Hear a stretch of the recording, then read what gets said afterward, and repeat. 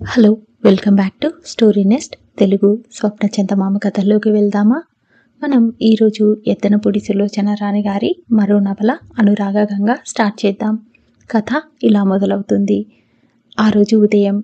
అది గ్రీష్మ ఋతువు అయినా ఇంకా ఎండలో వేడి పదును ఎక్కలేదు. ఆకాశం ఎంతో నీలంగా ఉంది. ప్రపంచం సుందరంగా ప్రశాంతంగా ఉంది. పూల మొక్కలు చిరుగాలికి తలలు ఊపుతున్నాయి. అత్యంత అందంగా పాతకాలపు పోకడతో ఉన్న ఆ ఇంటి చుట్టూ గుబురుగా పెరిగి కాయలతో భారంగా వంగి ఉన్న మామిడి చెట్లు ఎండవేడి నుంచి ఆ ఇంటిని తమ మధ్య పొదివి పట్టుకొని దాచుకొని పరీక్షిస్తున్నాయా అన్నట్టుగా దట్టంగా పెరిగి ఉన్నాయి. ఆ ఇంటి పరిసరాల్లో నిలబడిన ఎవరికైనా అక్కడ అందం, శాంతి, సుఖం, ప్రశాంతత నెలకొని ఉన్నట్టుగా ఇట్టే అర్థమవుతుంది. ఆ ఇంటి యజమాని ఆనాడు ఊళ్ళో లేరు. అయినా నౌకర్లు శబ్దం చేయకుండా తమ పనులు నిర్వర్తిస్తున్నారు. వారు చేస్తున్న పనుల్లో బద్ధకం కానీ నిర్లక్ష్యం కానీ మచ్చుకైనా కనిపించటం లేదు. మేడ పైభాగంలో అద్దాల కిటికీ దగ్గర మామిడి చెట్టు కొమ్మ ఒకటి కిటికీకి దగ్గరగా వంగి ఉంది. పిచ్చుకలు గుంపులుగా దానిమీద చేరి గోలగా అరుస్తున్నాయి. అతి ప్రశాంతంగా ఉన్న ఆ ఇంటి వాతావరణంలో ఆ పిచ్చుకలు చేస్తున్న వృధా ఎక్కువ శబ్దంగానే వినిపిస్తోంది. ఆ గదిలో సోఫాలు తుడుస్తున్న నౌకరు చేతిలో గుడ్డ తీసుకువచ్చి ఆ పిచ్చుకలు కూర్చున్న చోట జలిపించి ష్ అని అదిలించాడు. అవి తుర్రున ఎగిరిపోయి దూరంగా ఉన్న కుమ్మ మీద బారులు తీర్చి వాలి నిశ్శబ్దంగా అతని వైపు చూడసాగాయి. అతను చూపుడు వేళ్లు చూపిస్తూ, అమ్మాయి గారు నిద్రపోతున్నారు, అల్లరి చేశారంటే చంపేస్తాను, జాగ్రత్త అని బెదిరించాడు. అవి అలాగే చూస్తున్నాయి. అతను వచ్చి మళ్లీ సోఫాలు తుడవసాగాడు. అతను కిటికీ దగ్గర నుంచి కదిలి యువతలకి రాగానే అవి ఒకదాని వెంట ఒకటి మొత్తం మళ్లీ ఎగిరి వచ్చాయి. మళ్లీ ముక్కులు పొడుచుకుంటూ రణగొన్న ధ్వని ప్రారంభించినాయి. అతను కోపంగా దూకుడుగా కిటికీ దగ్గరికి వచ్చాడు. అతని దూకుడు చూడగానే అవి మళ్లీ తుర్రుమన్నాయి. ఈ ఇంట్లో ఎవరినైనా నోరు మూయించగలను కానీ మీ నోళ్లు మూయించలేను కదా అని విసుక్కుంటూ క్షణం ఆగి కిటికీ తలుపులు ధడాలన మూసేసి యువతలకి వచ్చాడు. ఇంతలో ఆ గదిలోకి ఒక యువతి వచ్చింది. హనుమయ్య, ఎవరినీ కేకలేస్తున్నావు అంది. ఆ అమ్మాయి ముఖం ఎంతో తేటగా ఉంది. ఆ కళ్ళలో అందం కంటే అమాయకత్వం, మంచితనం ఎక్కువగా కనిపిస్తున్నాయి. చామన ఛాయగా ఆరోగ్యంగా పుష్టిగా ఉంది. చూడు వసంతమ్మ, ఈ పిచ్చుకలకి ఏ పని పాట లేదు. వంటింట్లో దూరి ఏరుకొని తినటం, కిటికీ చువ్వలు ఎక్కి గోల చేయటం. వీటి నోరు మూయించలేకపోతున్నాను. ఇట్లా ఉండవే భడవా, కుర్చీనొకదాన్ని దాని స్థానంలో ఉంచుతూ కదిలావంటే చంపేస్తాను అన్నాడు. వసంత నవ్వుకుంది. హనుమయ్య తీరే అంతా. కుర్చీలతో, గిన్నెలతో, బీరువాలతో, స్టవ్లతో మాట్లాడుతూ ఉంటాడు. అన్నింటినీ తన అదుపులో ఉంచుకోవాలని చూస్తాడు. కానీ కుదరదు. హనుమయ్య, ప్రీతి నిద్రలేచిందా అంది. లేదమ్మా. ఇంకా లేవలేదా? రాత్రి పెళ్లి నుండి తిరిగి వచ్చేసరికి ఆలస్యమైంది కదూ అంటూ వసంత ప్రీతి గదివైపు వెళ్ళింది. తలుపులు మెల్లగా తోసి లోపలికి తొంగి చూసిన వసంతకి గదిలో మధ్యగా ఉన్న మంచంలో పాల నురగలాంటి పక్క మీద పక్కకు తిరిగి మోకాళ్ళు ముడుచుకొని చెంపకి చెయ్యి ఆనించుకొని గాఢ నిద్రలో ఉన్న యువతి కనిపించింది. వసంత అడుగులు చప్పుడు కాకుండా దగ్గరగా వెళ్ళింది. ప్రీతి మంచి నిద్రలో ఉంది. వసంతకి అంత నిద్రలో ఉన్న ప్రీతిని లేపాలని అనిపించలేదు. వెళ్ళిపోదామా అన్నట్టు వెనక్కి తిరిగింది. అంతలోనే ఏదో గుర్తుకు వచ్చిన దానిలా ఆగి ఇటు తిరిగింది. ప్రీతిని ఎలా లేపటమా అని క్షణంసేపు ఆలోచించింది. ఆ తర్వాత అక్కడ డ్రెస్సింగ్ టేబుల్ మీద ఉన్న అలారం గడియారం తీసుకుని దాని ముళ్ళు సరిగ్గా ఆ టైంకి అలారం కొట్టేలా తిప్పింది. అది గనగన కొడుతూ ఉంటే దానిని పట్టుకొని ప్రీతి చెవి దగ్గరగా పట్టుకుంది. ప్రీతి బద్ధకంగా మత్తుగా దేవతల సామ్రాజ్యంలో నిద్రపోతున్న అతిథి దేవతలా కళ్ళు విప్పింది. ప్రీతి కళ్ళు విప్పగానే వసంత కిలకిలా నవ్వుతూ, సుప్రభాతం వదిన గారు. కళ్ళు తెరవగానే కళ్ళెదుట పడిగాపులు పడి నిలబడి కనిపించాం, వరమేమైనా ఇస్తారా అంది. ప్రీతి వసంతనే చూస్తోంది. ప్రీతి కళ్ళు గాఢ సుషుప్తితో సేత తీరి సుందర లోకాలని దర్శించి వచ్చినట్టుగా మత్తుగా బరువుగా ఉన్నాయి. వసంత మంచం మీద కూర్చుంటూ, ఇంక లేమ్మా, నువ్వు ఇంకో అరగంట పడుకుంటే పగలే చుక్కలు పొడి చేస్తాయేమోనని భయం వేస్తోంది. తమరు ఇంతసేపు నిద్రపోయారని తెలిస్తే ఆకాశం క్రిందికి వంగి ఈ వింతని చూడటానికి వచ్చేస్తుందేమో. టైం ఎంతయింది? ప్రీతి శాంతం మెలకువ తెచ్చుకుంటూ అంది. 7:30 కావస్తోంది. బాప్రే, నిజమా? సడన్ గా లేచి కూర్చుంటూ అంది. బాప్రే, నిజంగా నిజం. వసంత ప్రీతిని అనుకరిస్తూ అంది. ఛట్ నోర్మై, నిన్ను బాగా తన్నాలి. ఎందుకట? నన్ను నిద్ర లేపనందుకు. బాగుంది, మామయ్య లేపవద్దని హుకుం జారీ చేశారు. ఏమిటి, డాడీ ఊరు నుంచి వచ్చేశారా? ప్రీతి ఉత్సాహంగా మంచం ఒక్క ఉదుటన దిగబోయింది. వసంత భుజం మీద చేయి వేసి వెనక్కి తోస్తూ ఆపింది. ఆగండి తమరు, ఆయన రాలేదు, ఫోన్ చేశారు, ఈరోజు రావటం లేదట. ఎందుకని? ఆ ముఖంలో వెల్లువలా పొంగి వచ్చిన ఉత్సాహం తరిగిపోయింది. ఏదో పని వచ్చిందట, నువ్వు నిద్రపోతున్నావని చెబితే లేపవద్దని అన్నారు. 1 గంట ఆగి మళ్ళీ తనే ఫోన్ చేస్తానని అన్నారు. మళ్ళీ మామయ్య ఫోన్ చేసే టైం కూడా అయ్యింది. ఈసారి కూడా నువ్వు నిద్రపోతున్నావని అంటే ఆయనకి బీపీ వచ్చేస్తుందేమోనని భయం వేసి వచ్చి లేపేశాను. వసంత సంజాయిషి ఇస్తున్నట్టుగా చెప్పింది. ప్రీతి మంచం మీద నుంచి దిగింది. నువ్వు ముఖం కడుక్కొనిరా, నేను బ్రేక్ఫాస్ట్ సిద్ధం చేస్తాను అంటూ వసంత వెళ్ళిపోయింది. ప్రీతి కిటికీ దగ్గరికి వచ్చి అక్కడున్న లేసు పరదాలు పక్కకు లాగింది. అక్కడి నుంచి చూస్తే అనంత ఆకాశం నీలంగా కనిపిస్తోంది. మామిడి చెట్లు శిఖరాగ్రాన లేయండపడి మెరుస్తోంది. ప్రీతికి లేవగానే 1 నిమిషం ఇక్కడికి వచ్చి నిలబడి ప్రకృతిని గమనించటం అలవాటు. ఆ ఇల్లు, ఆ పరిసరాలు ఎప్పుడూ శాంతంగా ఉంటాయి. ప్రీతికి వేసవికాలపు ఉదయాలు అంటే ఎంతో ఇష్టం. తండ్రి ఉంటే ఆయనతో వెంట వాకింగ్కి వెళ్లేది. తండ్రి మెడ్రాస్ వెళ్ళి 2 రోజులు అయ్యింది. ఈ రోజు వస్తాడని అనుకుంది, రాలేదు. రాత్రి మాధురి పెళ్లికి వెళ్ళింది. అక్కడ్నుంచి ఎంత త్వరగా వచ్చేద్దామన్నా వీలు కాలేదు. ప్రీతికి అలాంటి చోట్లకి వెళ్లాలంటే ప్రాణం మీదికి వచ్చినట్టుగా ఉంటుంది. తానుగా అయితే ససేమిరా వెళ్లేది కాదు. తండ్రి ఊరు వెళ్తూ తప్పకుండా మాధురి పెళ్లికి వెళ్ళమని మరీ చెప్పారు. ఆయన ప్రెజెంటేషన్ కొనిపెట్టి వెళ్లారు. ప్రీతి తండ్రి ఆజ్ఞకి బద్ధురాలు అయినట్టుగా వెళ్ళింది. బాప్రే, ఎంత హడావిడి, ఎంత జనం! ఎవరి తరపున వచ్చారో ఎవరికీ తెలియటం లేదు. అక్కడ మాధురి అక్క వనజ ఒక అతన్ని పరిచయం చేసింది. మా పెదనాన్నగారి అబ్బాయి వత్సల్ బాంబే నుంచి వచ్చాడు. ఈ ఊరిలో ఇంజనీర్గా జాబ్ వచ్చింది అంటూ పరిచయం చేసింది. అతను చేతులు జోడించాడు. నమస్తే, ఈ ఊరికి నేను కొత్తవాడిని. మీరు నాకు పరిచయమైన మొదటి వ్యక్తి. గ్లాడ్ టు మీట్ యూ అన్నాడు. తర్వాత ఇద్దరూ పెళ్లి జరుగుతున్నంతసేపు పక్కపక్కనే కూర్చున్నారు. వత్సల్కి ఫారిన్ వెళ్ళిపోవాలని ఉందిట. అవకాశం కోసం వేచి చూస్తున్నాడు. అతని ఫ్రెండ్స్ అంతా అక్కడే ఉన్నారట. అతని తల్లిదండ్రులకి ఒక్కడే కొడుకు. తల్లి ఒక్క క్షణం వదిలిపెట్టి ఉండలేదట. ఒక్కడే సంతానంగా పుట్టడం కంటే పరమ బోర్ ఇంకేదీ లేదు అన్నాడు. ప్రీతి నవ్వింది. తన విషయంలో ఆ మాట నిజం కాదు. తను ఒక్కతే అవటం వల్లనే తండ్రి ప్రేమ, ఆదరణ అంతా తనకే లభించింది. తనకి తోబుట్టువులుగా ఇంకెవరైనా ఉంటే? ప్రీతి ఆ ఊహే భరించలేదు. తండ్రి ప్రేమలో ఇంకెవరికి భాగం పంచలేదు తను. కూర్చున్న ఆ కొద్దిసేపట్లో వత్సల్కి మాట్లాడటం కంటే సనగటం ఎక్కువ అలవాటు అని గ్రహించింది. అతను తల్లి ప్రేమ గురించే కాదు, ప్రభుత్వం, ఉద్యోగాలు ఇచ్చే పద్ధతి గురించి, ఈ పెళ్లిళ్ల సంగతుల గురించి, విద్యుత్ దీపాల అలంకరణ, సినిమాలు, ఏ టాపిక్ ఎత్తినా నచ్చనట్టుగా విసుక్కుంటున్నట్టే మాట్లాడాడు. చూడగా అతనికి ప్రతి విషయంలోనూ, ప్రతి దానిలోనూ పేచీ ఉన్నట్టే అనిపించింది.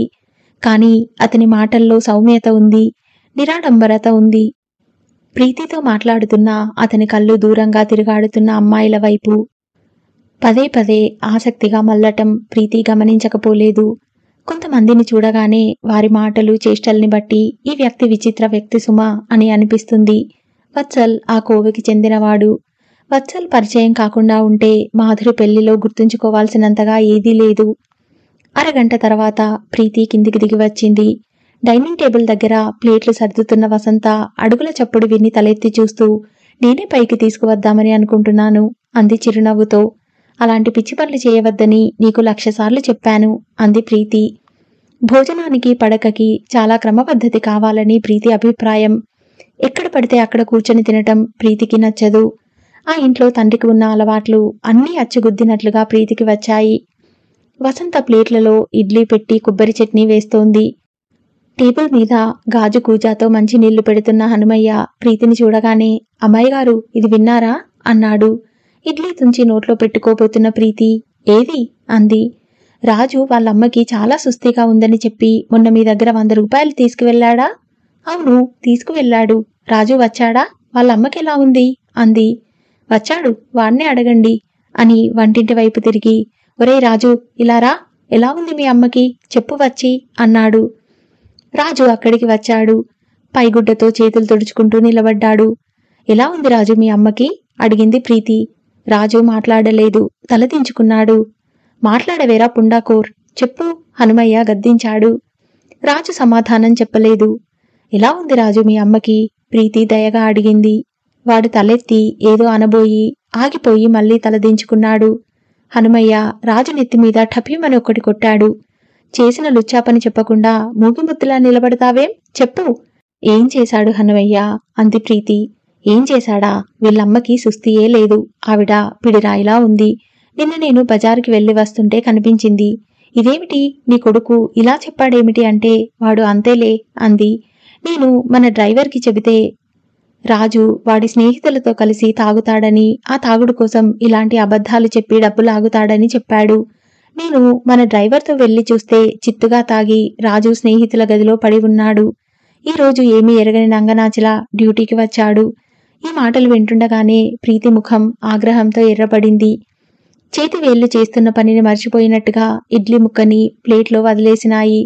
ఏరా రాజు, హనుమయ్య చెప్పింది నిజమేనా అంది. రాజు మాట్లాడలేదు. ప్రీతి కళ్ళెదుట మొన్న రాజు అతి దీనంగా ముఖం పెట్టి అడిగిన సంఘటన కనిపించింది. అమ్మాయి గారు, మా అమ్మకి చాలా సుస్థిగా ఉందేంటండి. మా తమ్ముడు వచ్చాడు, అర్జెంటుగా హాస్పిటల్కి తీసుకువెళ్లాలట. నేను ఇంటికి వెళ్తాను.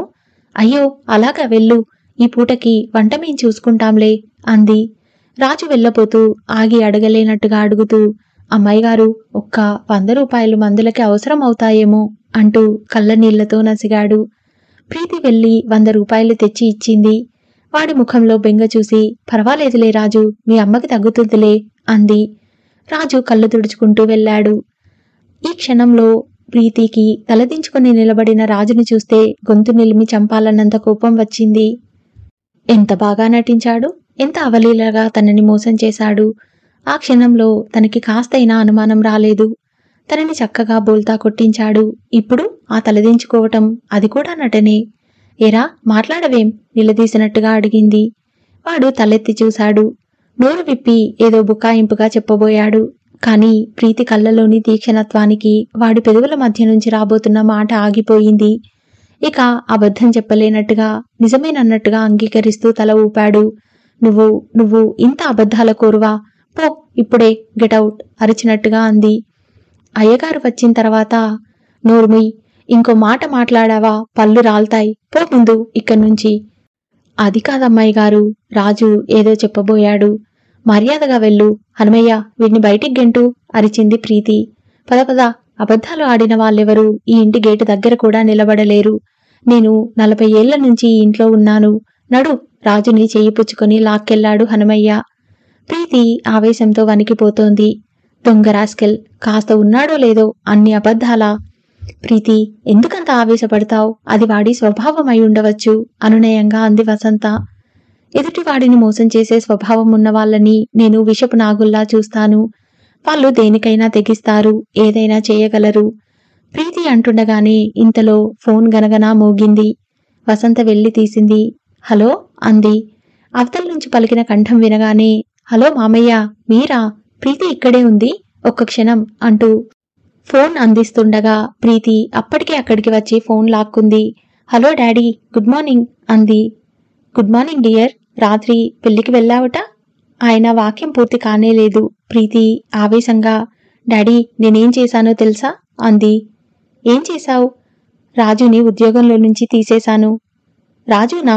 ఏమైంది? ఏం చేశాడు? ఆయన కంగారుగా అడిగాడు. ప్రీతి గబగబా ఊపిరి పీల్చుకోకుండా జరిగిందంతా చెప్పింది.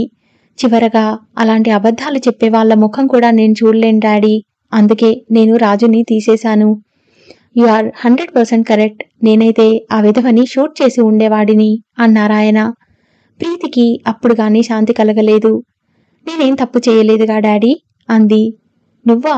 కలలో కూడా చేయవు. అబద్ధం ఆడాడు అనేసరికి నేను భరించలేకపోయాను డాడీ. అది మన రక్తంలోనే ఉందమ్మా. మనం నిజాయితీగా ఉంటాం కాబట్టి ఎదుటివారు కూడా ఉండాలని కోరుకుంటాం. వాడి సంగతి ఇక మర్చిపో.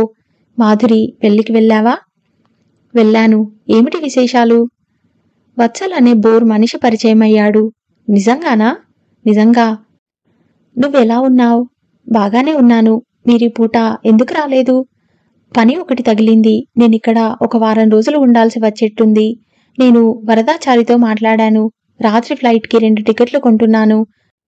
నువ్వు వసంత వచ్చేయండి. నిజంగానా డాడీ? నిజంగా. నేనిక్కడ హోటల్లో డీలక్స్ సూట్ ఒకటి బుక్ చేయించాను. నేను పని మీద వెళ్తున్నా. ఇక మళ్ళీ మాట్లాడేందుకు వీలుండదేమో. రాత్రికి కలిసి భోజనం చేస్తాంగా. అప్పుడు కబుర్లు చెప్పుకుందాం. ఓకే? ఓకే డాడీ అంది ప్రీతి. చూడు, ఎక్కువ డ్రెస్సులు తెచ్చుకోవద్దు. ఎలాగైనా ఇక్కడ షాపింగ్కి వెళ్తాంగా అన్నారాయన. అలాగే డాడీ అంది. వసంత తండ్రితో మాట్లాడుతున్నంతసేపు ప్రీతినే గమనిస్తోంది. మిగతా అన్ని వేళలా ఆరిందాలా హుందాగా గంభీరంగా ప్రవర్తించే ప్రీతి ఒక తండ్రితో మాట్లాడేటప్పుడు మాత్రం పసిపిల్లలా గారాలు పోతుంది. ఆ తండ్రి కూతుళ్ళని చూస్తే ఎవరైనా వారి మధ్య ఉన్న స్నేహం, చనువు చూసి ముగ్ధులవ్వక మానరు. ప్రీతి ఫోన్ పెట్టేయగానే వచ్చి వసంత చేయి పట్టుకుంటూ, రాత్రికి మనం మెడ్రాస్ వెళ్ళిపోతున్నాం. డాడీ అక్కడ వారం రోజులు ఉంటారట. మనకి ఆ వారం రోజులు హాలిడే అంది ఉత్సాహంగా. క్షణం క్రితం రాజు విషయంలో ఆగ్రహంతో మండిపడిన ప్రీతికి, ఈ ఉత్సాహంతో గంతులు వేస్తున్నట్టున్న ప్రీతికి పోలికే లేదు.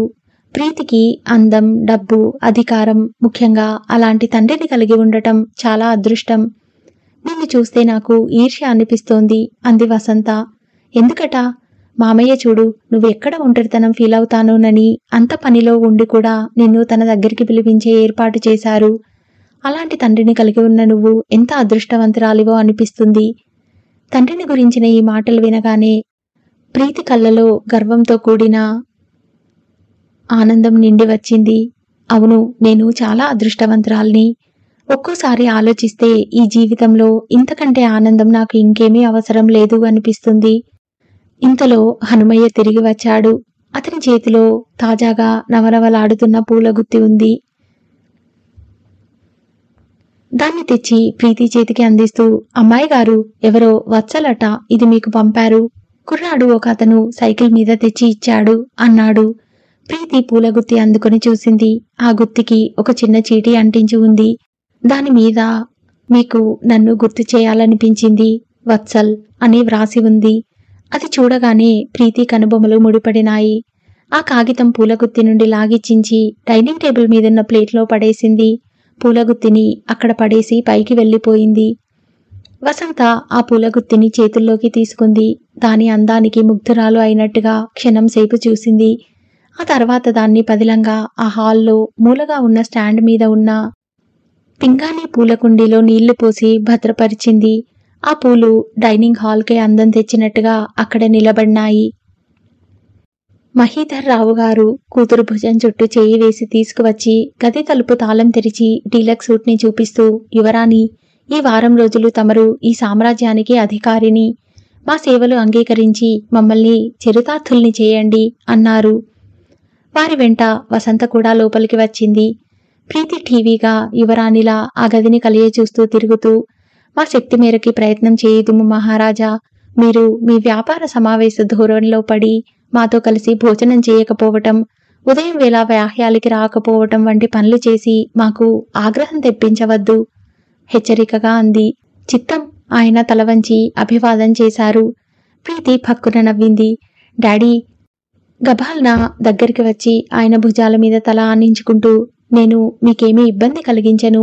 మీ పనులని మీరు నిశ్చింతగా చూసుకోండి. వసంత ఉందిగా, వసు నేను కలిసి తిరుగుతాం అంది. థ్యాంక్ యూ డియర్ అన్నారాయన. మీరు వచ్చిన పని ఏమైంది డాడీ అని అడిగింది ప్రీతి. ఇంకా సెటిల్ కాలేదు, మాటలు జరుగుతున్నాయి. ఆయన మైకా గనులు కొనే ప్రయత్నం మీద ఈ ఊరు వచ్చారు. ప్రీతి భోజనాలు చేసేటప్పుడు తండ్రితో అంది. డాడీ, రోజు ఉదయం లేచినప్పుడు బ్రేక్ఫాస్ట్ దగ్గర మాత్రమే మీకు కనిపిస్తాం. ఆ తర్వాత మమ్మల్ని అడగవద్దు. వసంతకి పెళ్లి అయితే ఇక వెళ్ళిపోతుందిగా. ఈ వారం రోజులు నేను వసంత మా జీవితాల్లో మరపురాని ఘట్టంగా మలుచుకోవాలని అనుకుంటున్నాం. వసు కదూ అంది. వసంత అవునన్నట్టు తల ఊపింది. మీ ఇష్టం, బోరు కొడుతోంది డాడీ అని నన్ను సతాయించకుండా ఉంటే చాలు. కారు సిద్ధంగా ఉంటుంది. మీరు ఎక్కడికి వెళ్ళాలంటే అక్కడికి వెళ్ళవచ్చు. కారా? వద్దు డాడీ అంది ప్రీతి. కారు లేకుండా ఎలా వెళ్తారు ఆశ్చర్యంగా అడిగారాయన. అందరూ ఎలా వెళ్తున్నారో అలాగే బస్సులో వెళ్తాం. కానీ ప్రీతి, డాడీ ప్లీజ్, ఈ ఒక్కసారి కాదనవద్దు. నా వెంట ఎవరూ లేకుండా అలా ఒంటరిగా వెళ్ళి రావటంలో ఒక థ్రిల్ ఉందనిపిస్తుంది. మాకేం భయం లేదు, జాగ్రత్తగా వెళ్ళి వస్తాం. ఒకవేళ ఎక్కడైనా ఏదైనా ట్రబుల్ అనిపిస్తే వెంటనే నీకు ఫోన్ చేస్తాను, సరేనా? సరే, నీ ఇష్టం. కానీ నేను చెబుతున్నాను, అందులో ఇబ్బంది తప్ప థ్రిల్ ఏమీ ఉండదు. ఆ ఇబ్బంది పడటమే ఒక థ్రిల్ అనుకుంటాను. ఏదైనా ఇబ్బందులు వస్తే నా అంతట నేను ఎదుర్కోవటం నేర్చుకోవాలిగా డాడీ. ఆయన చప్పున వంగి ప్రీతి నోరు మూసేశారు. అలా ఎప్పుడూ అనకు అన్నారు. ఆయన ముఖం ఎలాగో అయ్యింది. అది చూసి ప్రీతి పక్కున నవ్వింది. పూర్ డాడీ, మనం అన్నంత మాత్రాన అవి వచ్చి ఒళ్ళో వాలిపోతాయా? ఎందుకలా కంగారు పడతారు? మీరుండగా నాకేమీ జరగదు, సరేనా? కానీ ప్రీతి, ఆయనేదో చెప్పబోయారు. ప్రీతి చేయి చాచి ఆయన నోరు మూసేసింది. డాడీ ప్లీజ్ అంటూ వారించింది. నేను ఒంటరిగా తిరిగినంత మాత్రాన ఏ ప్రమాదాలు జరిగిపోవు. ఈ ప్రపంచంలో ఎంతమంది ఆడపిల్లలు ఒంటరిగా వెళ్ళటం లేదు అంది. సరే, నీ ఇష్టం. ప్రీతి చేయి తీసి అన్నారాయన. థ్యాంక్ యూ డాడీ అంది కృతజ్ఞతగా చూస్తూ. డాడీ ఏ పనైనా సరే అతను అడిగితే కాదనరు. కాకపోతే కాస్త నచ్చి చెప్పాలి, అంతే. ప్రీతి లేచి తన గదిలోకి వెళ్ళింది. ఆయన నిట్టూర్చారు.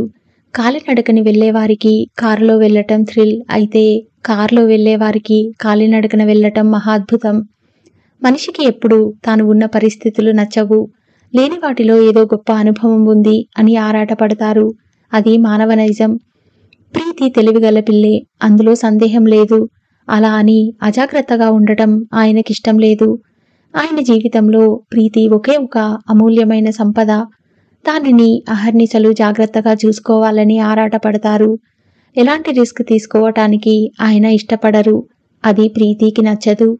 ప్రీతికి అయిష్టంగా కూడా ఆయన ప్రవర్తించలేరు. రాత్రి అయ్యింది. మహీధర్ రావు గారు సిగార్ కాలుస్తూ సోఫాలో కూర్చొని ఉన్నారు. ఇంతలో ప్రీతి ఆ గదిలోకి వచ్చింది. వెంట వసంత కూడా ఉంది. ప్రీతి చేతిలో మాత్రలు సీసా ఉంది. డాడీ, నిన్న మొన్న మీరు మందు వేసుకోలేదు కదూ? సీసా చూపిస్తూ నిష్ఠూరంగా అంది. ఆయన పట్టుబడిన వార్లా చూశారు. మర్చిపోయాను తల్లి అన్నారు. ఇలా అయితే ఎలా డాడీ? మీరే చెబుతారుగా, మనిషికి ఆరోగ్యం కంటే ముఖ్యమైనది ఏదీ లేదని. ప్రీతి కినుకగా అంటూ తెచ్చి మందు అందించింది. ఆయన మందు వేసుకున్నారు.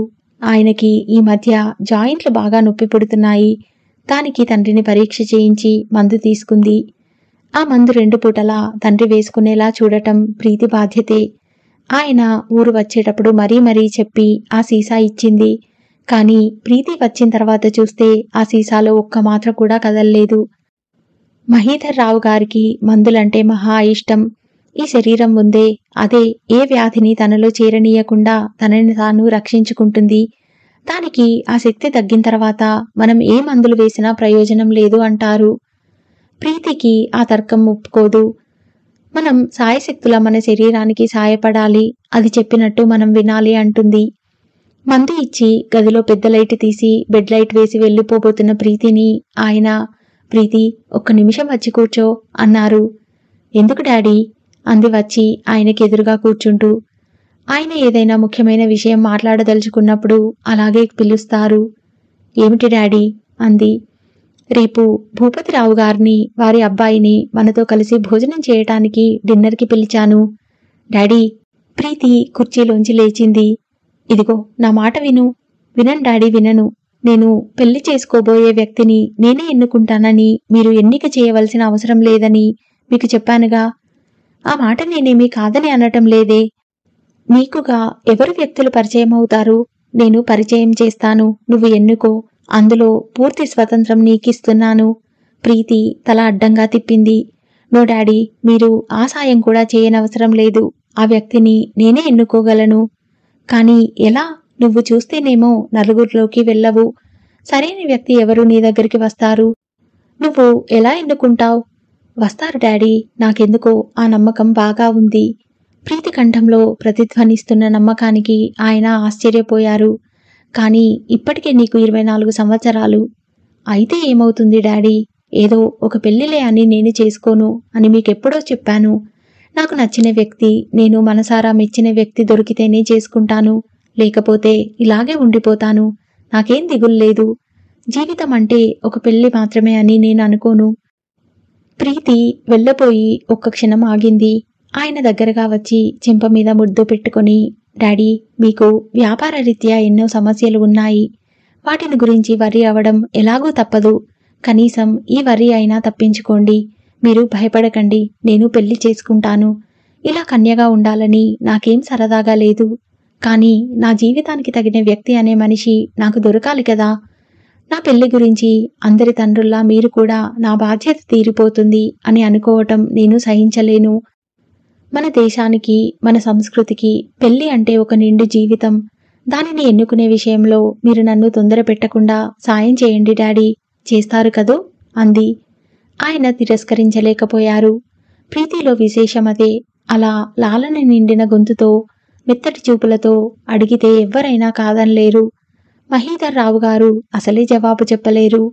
అంతవరకు ఎలాగైనా సరే కూతురిని భూపతిరావు గారి అబ్బాయిని వివాహం చేసుకునేటట్టు ఒప్పించాలని మనసులో రిహార్సల్స్ చేసుకున్న ఆయన మాటలన్నీ గాలిలో కలిసిపోయాయి. కూతురు అడిగిన ప్రశ్నకి జవాబుగా అలాగే అన్నట్టు తల ఊపారు. మా డాడీ బంగారు కొండ. ప్రీతి ముద్దు చేసినట్టుగా అని గుడ్ నైట్ డాడీ అని చెప్పి వెళ్ళిపోయింది. కూతురు వెళ్ళిన తర్వాత ఆయన ఆలోచనగా చాలాసేపు అక్కడే కూర్చుండిపోయారు. ఆయనకి ప్రీతిని ఒక్కోసారి చూస్తుంటే తన కలల పంట అనిపిస్తుంది. ప్రీతి పుట్టిన తర్వాత ఆయన భార్య జయలక్ష్మికి మళ్లీ కాన్పు కాలేదు. మగపిల్లలు కనలేదని జయలక్ష్మి అనుకున్నా తనకి ఆ బాధే ఉండేది కాదు. ప్రీతినే కొడుకుగా పెంచుకున్నారాయన. 10 సంవత్సరాల క్రితం జయలక్ష్మి క్యాన్సర్తో చనిపోయింది. అప్పటికి ప్రీతికి 14 సంవత్సరాలు. తల్లి సుస్థి మూలంగా చిన్న వయసు అయినా పెద్దరికం వచ్చేసింది. ఇంట్లో నౌకర్ల చేత పనిపాటలు చేయిస్తూ రోగిష్టి తల్లిని చూస్తూ తండ్రికి ధైర్యం చెప్పేది. భార్య అనారోగ్యం ఆయన జీవితానికి గుడ్డలు పెట్టయింది. పెళ్లి అయిన 20 సంవత్సరాలలో ఒక్కనాడు కూడా ఒక చిన్న విషయానికైనా మనస్పర్ధ అనేది ఎరగని దాంపత్యం వారిది. ఆ ఇంట్లో శాంతి, సుఖం, ఆనందం నిండుగా కలకలలాడుతున్నట్టుగా ఉండేవి. ఆ ఇంటికి వచ్చిన ఎవరికైనా ఆ ఇద్దరినీ చూస్తే భార్యాభర్తలు అంటే ఇలాగే ఉండాలి అని అనిపించేది. ఆయన సామర్థ్యానికి ఆవిడ సౌశీల్యం చక్కని జోడీ సుమ అన్నట్టుగా అనిపించేది. వారికి లేకలేక కలిగిన సంతానం ప్రీతి. ప్రీతి బాల్యమంతా వెన్నెల వెలుగులా, గులాబీల పానుపులా గడిచింది. జయలక్ష్మికి బ్రెస్ట్ క్యాన్సర్ అనగానే ఆయన కృంగిపోయారు. చిన్నపిల్ల ప్రీతి ఈ మాట వింటే ఎక్కడ బెంబేలు పడుతుందోనని హడలిపోయారు. ఈ వార్తని తాను ఎంత దాచాలని చూసినా నౌకర్ల ద్వారా ఈ విషయం ప్రీతికి తెలిసిపోయింది. ఆయన ఒంటరిగా పడక కుర్చీలో కృంగిపోయినట్టుగా చేతుల్లోకి ముఖం దించుకొని కూర్చొని ఉంటే ప్రీతి తండ్రి దగ్గరికి వచ్చి భుజం మీద చేయి వేసింది. ఆయన తలెత్తి చూస్తే, డాడీ, అమ్మ బ్రతకదట కదా అంది. ఎవరు చెప్పారు? నిర్జీవంగా చూస్తూ అడిగాడు. పనిమనిషి హనుమయ్యతో చెబుతుంటే విన్నాను. అమ్మకి సుస్థి నయం కాదని డాక్టర్ చెప్పారట కదా. ఆయన క్షణంసేపు ప్రీతి వైపు వెర్రివాడిలా చూశాడు. ఆ తర్వాత గభాల్న ప్రీతిని దగ్గరికి లాక్కుని గుండెలకి హత్తుకున్నారు. మరుక్షణంలో చిన్నపిల్లాడిలా ఏడ్చేశారు. ఎల్లప్పుడూ తను నవ్వుతూ అందర్నీ నవ్విస్తూ ఉండే తండ్రి ఇలా చిన్నపిల్లాడిలా ఏడవటం చూసి ప్రీతి ఖిన్నురాలు అయినట్టు నిలబడింది. తను ఏడవటం మర్చిపోయినట్లుగా చూస్తూ ఆయన తల మీద చేయి వేసి, ఏడవద్దు డాడీ, ఏడవద్దు, అమ్మకి నయం అవుతుంది అంది. ఆయనని ఆ మాటలు చిత్రంగా ఊరడించేలా చేశాయి. ఆ క్షణం నుంచి ప్రీతిలో గాంభీర్యత వచ్చేసింది. ఇద్దరూ కలిసి జయలక్ష్మికి సేవలు చేసి తమ ఆత్మీయతతో తోడుగా ఉండి జయలక్ష్మి నిశ్చింతగా ప్రశాంతంగా మృత్యు ఓడిలోకి వెళ్లేలా చేశారు. జయలక్ష్మి పోయిన తర్వాత ప్రీతిలో త్వరగా మార్పు వచ్చేసింది. ఇంటి బాధ్యత, తండ్రి బాధ్యత తన చిన్నారి భుజాల మీద వేసుకుంది. అనుక్షణం తండ్రికి నీడలా ఉంటూ ఆయన బాధని మరిపించటానికి ప్రయత్నిస్తూ ఉండేది. ఒక్కోసారి ప్రీతి చూపే ధైర్యానికి ఆయన విస్తుపోయేవారు. ఇదేమిటి, పిల్లని నేను ఓదార్చాల్సింది పోయి తనే నన్ను ఓదారుస్తోంది అని ఆశ్చర్యపోయేవారు. ఆయనకి చేసే ప్రతి పని భార్యకి చెప్పటం అలవాటు. ఆ అలవాటుని ఆయన కూతురుతో సంప్రదించటంగా మార్చుకున్నారు. వ్యాపార సంబంధమైన విషయాలు, ఇంటి విషయాలు ప్రీతికి చెప్పేవారు. జయలక్ష్మి వినటం వరకే తన బాధ్యత అన్నట్టు విని ఊరుకునేది. ప్రీతి అలా కాదు, డాడీ ఇలా ఎందుకు చేయకూడదు, అలా ఎందుకు చెప్పకూడదు అని సలహాలు ఇచ్చేది. ప్రీతి చూపే విచక్షణ తర్కం చూసి ఆయన ముగ్ధులు అయ్యేవారు. ప్రీతికి 18 సంవత్సరాలు వచ్చేసరికి ఆయనకి మగ పిల్లవాడు లేని లోటు భర్తీ అయిపోయినట్టుగా అనిపించసాగింది. అటు తండ్రికి తోడుగా ఉండి ఆయన వ్యాపార సంబంధమైన ఆటుపోట్లను పంచుకోవటం, ఇటు ఇంటికి సంబంధమైన విషయాలు చూసుకోవటం రెండూ అలవాటైన ప్రీతికి స్త్రీ సహజమైన సుకుమార స్వభావంతో పాటు మగపిల్లవాడికి ఉండే స్వతంత్ర ప్రతిపత్తి గల ఆలోచనలు కూడా అలవాటైనాయి. తనకు తోచింది నిర్మోహమాటంగా చెప్పటం, అన్నీ ఆకలింపు చేసుకునే ప్రతిభతో పాటు ఎదుటివారి మనసుల్లో గౌరవం కల్పించుకునేటట్టు ప్రవర్తించే విశిష్టమైన వ్యక్తిత్వం కూడా ఏర్పడినాయి. ఈ వ్యక్తిత్వానికి తండ్రి ముగ్ధుడు అయ్యేవాడు. ఆ వ్యక్తిత్వం మూలంగానే ఆయనకి ప్రీతి పెళ్లి విషయంలో పెద్ద చిక్కు ఎదురయింది. తమ ఇంటి గౌరవం, డబ్బు, హోదాకి తగిన కుర్రాడిని తేలికగా సమకూర్చగలరాయన. ప్రీతి వ్యక్తిత్వానికి సరితూగే, ప్రీతికి నచ్చే కుర్రాడిని తేగలగటం అసాధ్యమైపోతోంది. ఎన్ని సంబంధాలు చెప్పినా ప్రీతికి నచ్చటం లేదు.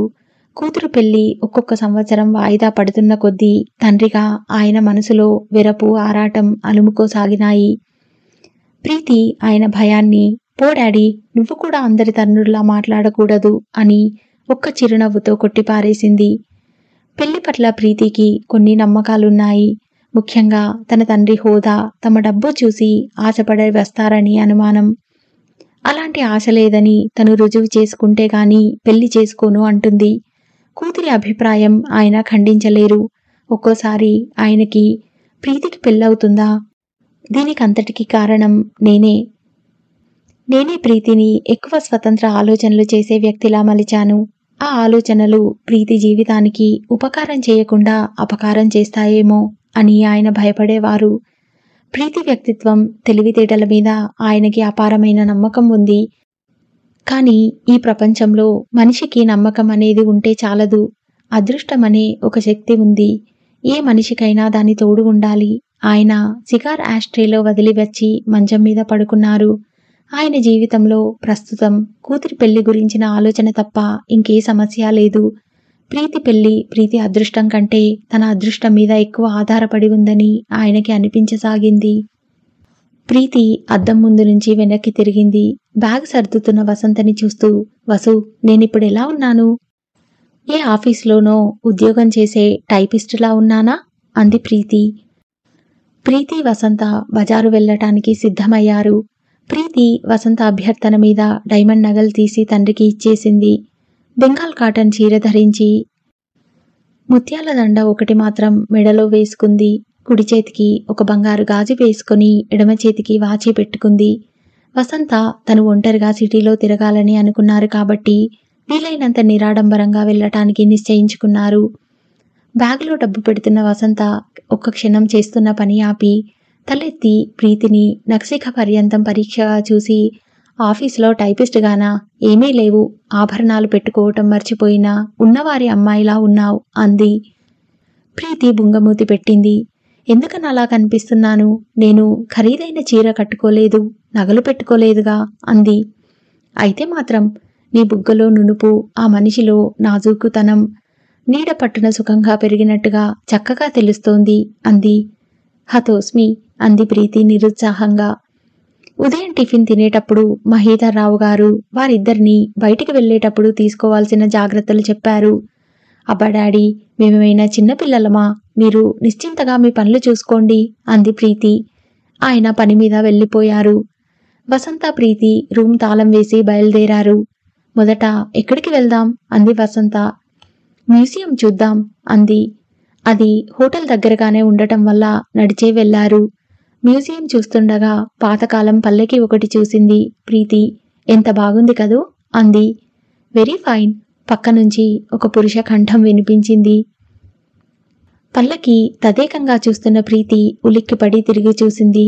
అక్కడ ప్రీతికి సరసనే నిలబడినట్టుగా ఒక అతను నిలబడి ఉన్నాడు. తెల్లటి బట్టలు ధరించి ఉన్న అతన్ని చూడగానే పొడగరి అనిపించేట్టు ఉన్నాడు. ప్రీతి తలెత్తి చూడగానే అతను చిరునవ్వు నవ్వాడు. పల్లకీని చూస్తూ, ఏ అదృష్టవంతులు ఇందులో ఎక్కి దంపతులవుతారో అన్నాడు. అతని అధిక ప్రసంగానికి, కలుపుగోలుతనానికి ఇంకెవరైనా అయితే ముగ్ధరాలయ్యేవారేమో, కానీ ప్రీతికి మాత్రం ఒళ్ళు మండింది. అతన్ని ఒక్క క్షణం ఎగాదిగా నిశిత దృష్టితో చూసింది. హలో అన్నాడతను చిరునవ్వుతో. ప్రీతి మరింత నిటారుగా అయింది. మీది ఈ ఊరు కాదనుకుంటా? అతని ధోరణి ప్రసంగం కలుపుకోవాలని ఉన్నట్టుగా తెలుస్తూనే ఉంది. ప్రీతి అతని చిరునవ్వుకి సమాధానంగా చుర్రుమన్నట్టుగా చూసింది. వసంత ఏది? చుట్టూ చూసింది. వసంత దూరంగా ఒక బొమ్మ దగ్గర నిలబడి దాన్ని మైమర్చినట్టుగా చూస్తోంది. ప్రీతి చరచరా అక్కడికి వెళ్ళింది. వసు, ఇక్కడున్నావా? అంది భుజం మీద చరుస్తూ. వసంత ఉలిక్కిపడి వెంటనే తనని తాను సర్దుకుంటూ, వదినా, ఈ అమ్మాయి బొమ్మ ఇంత బాగుంది కదూ అంది. పిల్లకి పాలిస్తున్న శిల్పం అది. శిశువుకి స్తన్యం ఇస్తూ అరమోడ్పు కన్నులతో శిశువు తలని చేతితో తాకుతున్నట్టుగా ఆ శిల్పం చూస్తుంటే ఎంతో పవిత్ర భావం కలుగుతోంది. అంది ప్రీతి. ఈ శిల్పంలో ఒక తప్పు ఉంది. ఆ చేతి వెళ్ళి చూసారా? ఆ ఆనటం అసహజంగా ఉంది. మనిషి చెయ్యి అలా తిరగదు కదా. వెనుక నుంచి వినిపించింది. ప్రీతి వెనక్కి తిరిగింది. ఆ వ్యక్తి ఇక్కడికి వచ్చాడు. వసంత ఆశ్చర్యంగా తలెత్తింది. అతన్ని చూసి, ఆ శిల్పం పరీక్షగా చూసి, నవ్వుముఖంగా అతని వైపు చూస్తూ, మీరన్నది నిజమే సుమా అనబోయింది. ఇంతలో ప్రీతి గట్టిగా బయటచాటుగా చేతిమీద గిల్లటంతో కెవ్వుమంది. ఏమైంది? అతను ఆదుర్దాగా అడిగాడు. ఏం లేదు అంది వసంత. అప్పటికే ప్రీతి బాణాల్లాంటి చూపులతో చూస్తోంది. వెళ్దాం పదా అంది ప్రీతి. అయ్యో, అప్పుడే వెళ్తారా? అవతల హాల్లో ఇంకా ఉన్నాయి అతను అన్నాడు. అతని మాట పూర్తి కాకుండానే ప్రీతి కల్లేరే చేస్తూ, మిస్టర్, మీకనవసరం కసిరినట్టుగా అని వసంత చెయ్యి పట్టి బయటకు లాక్కు వచ్చింది. బయటికి రాగానే వసంతని మందలింపుగా చూస్తూ, నీకు బుద్ధుందా? ఆ కొత్త వ్యక్తితో మాట్లాడతావేం అంది. వసంత బిక్కముఖంతో చూసింది. వదినా, అతన్ని చూస్తే చదువుకున్నవాడిలా మంచివాడిలా ఉన్నాడు. అల్లరి చిల్లరి వ్యక్తిలా లేడుగా అంది. చాలే, ఈ రోజుల్లో ప్రతి వాళ్ళకి ఈ వేషధారణ గొప్ప ముసుగా అయిపోయింది. దాన్ని బట్టి మనం వ్యక్తిత్వాలు నిర్ణయించలేం. పాపం, అతను మర్యాదగానే మాట్లాడాడు. మర్యాదస్తుడే అయితే అపరిచితులమైన మనతో మాట్లాడడు. సరే వదినా, నాకు తెలియక మాట్లాడానులే అంది వసంత. పద వెళ్దాం అంది ప్రీతి. ఇద్దరూ గేటు దాటి బయటికి వచ్చారు. ఇక్కడి నుంచి ఎక్కడికి వెళ్దాం అంది వసంత. మౌంట్ రోడ్లో కాసేపు తిరుగుదాం పదా అంది. ఇద్దరూ బస్టాప్కి వచ్చి నిలబడ్డారు. అడుగో, అతను వచ్చాడు అంది వసంత. ప్రీతి తల తిప్పి చూసింది. అతను అక్కడికి వచ్చి నిలబడ్డాడు. ప్రీతి అతన్ని చూడగానే చిరచిరలాడుతున్నట్టు ముఖం పెట్టింది. ఇంతలో బస్సు వచ్చింది. ప్రీతి వసంత చెయ్యి పట్టుకుని వెళ్దాం పదా అని లాగింది. అయ్యో, ఇది స్టేషన్కి వెళ్లే బస్సు వదినా అంది. పర్వాలేదులే, ఎక్కు అంది. ప్రీతి వసంత బస్సులో ఎక్కి కూర్చున్నారు. బస్సు బయలుదేరింది. హమ్మయ్య అనుకుంది ప్రీతి. కాస్త ఆగి అతను మన వెంటే బయటికి వచ్చాడు. మ్యూజియం చూడ్డానికి వచ్చినవాడు మన తోకల్లే బయటికెందుకు రావాలి అంది ప్రీతి. ఇంతలో కండక్టర్ వచ్చాడు.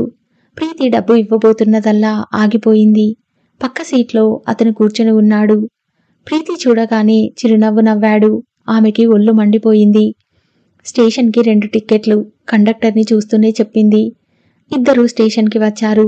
అతను కూడా వెంటే దిగి వచ్చాడు. వసంత కంగారుగా చూస్తూ, ఇప్పుడేం చేయటం? అతనెవరో, మనం ఎవరూ లేని వాళ్ళం అనుకుంటున్నట్టున్నాడు. మనం హోటల్కి వెళ్ళిపోదామా అంది వసంత భయంగా. ఏం అవసరం లేదు, ఇది నడిబజారు. మన వెనుక వస్తే మాత్రం మనకేం భయం? పద అలా నడుద్దాం అంది. ఇద్దరూ నడవసాగారు. అతను వస్తున్నాడా? ప్రీతి అడిగింది. వసంత దేనికోసమో తిరిగినట్టు చూసి, వస్తున్నాడు అంది. సరే పద అంది ప్రీతి. ప్రీతికి ఒక్క నిమిషం ఆగి అతన్ని నిలదీసి 2 తిట్టాలనిపించింది. కాని అప్పుడే అంత తొందరపడకూడదనుకుంది. ఇద్దరూ అక్కడున్న బట్టల షాప్లోకి వెళ్లారు. ప్రీతి చీరల్ని చూస్తోంది. ఎదురుగా ఉన్న అద్దంలో అతను షాప్లోకి రావటం గమనించి వసంత నిటారుగా అయ్యింది. వదినా, అడుగో, అతను ఎక్కడికి కూడా వచ్చాడు. ఈ షాప్ వాళ్ళకి చెబుదామా అంది. ఏం అవసరం లేదు, ఎందుకంత కంగారు పడతావు? ఉండు, అతని పని చెప్దాం అంటూ తగ్గు స్వరంతో అంది. అతను లోపలికి వచ్చి ప్రీతికి కాస్త దూరంలో నిలబడి తను కూడా బట్టలు పరీక్ష చేయసాగాడు. ప్రీతి 2 చీరలు ప్యాక్ చేయించింది. కౌంటర్ దగ్గరికి వచ్చి అది ఇచ్చి, అదుగో, ఆయన మా తాలూకా బిల్లు పే చేస్తాడు. మేము ఇప్పుడే ఆ పక్క షాప్లో చూసి వస్తాం అంది. షాపులో జనంతో సందడిగా ఉంది. షాపు యజమాని సరే అన్నట్టు తల ఊపాడు. ప్రీతి వసంత చెయ్యి పట్టుకుని గబాల్న బయటికి వచ్చింది. అక్కడ ఖాళీగా ఉన్న టాక్సీ ఎక్కారు. మౌంట్ రోడ్డుకు పోనీ అంది ప్రీతి. టాక్సీ కదిలి వస్తుంటే వెనక్కి తిరిగి చూశారు. అతను షాప్ బయటకు వచ్చి వారి కోసం వెతుకుతున్నట్టుగా చూస్తూ నిలబడ్డాడు. ప్రీతి వసంత నవ్వుకున్నారు. ప్రీతి వెంట పడుతున్న ఆ వ్యక్తి ఎవరు? ప్రీతి అనుకున్నట్టుగా ప్రేమించి పెళ్లి చేసుకోగలుగుతుందా? ఏం జరుగుతుందో నెక్స్ట్ పార్ట్లో విందాం. ఇంకా ఇలాంటి మంచి నవలలు వినాలని ఉంటే నా ఛానల్ని సబ్స్క్రైబ్ చేయండి. ఈ వీడియో కనుక మీకు నచ్చితే షేర్ చేయండి, లైక్ చేయండి. Thank you.